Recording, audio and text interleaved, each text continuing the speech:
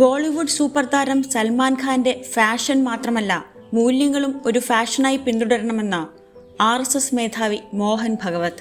ബോളിവുഡ് താരങ്ങളുടെ സാന്നിധ്യം കൊണ്ട് ശ്രദ്ധേയമായ വേദിയിലാണ് മോഹൻ ഭഗവതിന്റെ പരാമർശം. RSSന്റെ 100ാം വാർഷികം പ്രമാണിച്ച് മുംബൈയിൽ നടത്തിയ പരിപാടിയിൽ നിരവധി താരങ്ങളാണ് പങ്കെടുത്തത്. സൽമാൻ ഖാനു പുറമെ അക്ഷയ് കുമാർ, രൺബീർ കപൂർ, വിക്കി കൗശൽ, കരൺ ജോഹർ, അനന്യ പാണ്ഡെ, ശില്പ ഷെട്ടി, രവീണ ടണ്ടൻ തുടങ്ങി നിരവധി പേരെത്തി.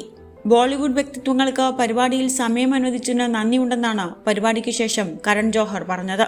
രൺബീർ കപൂർ ശ്രീരാമനായി എത്തുന്ന രാമായണം സിനിമ സംവിധാനം ചെയ്യുന്ന നിതീഷ് തിവാരിയും സംവിധായകൻ മധുർ ഭണ്ഡാക്കറും ചടങ്ങിനെത്തിയിരുന്നു.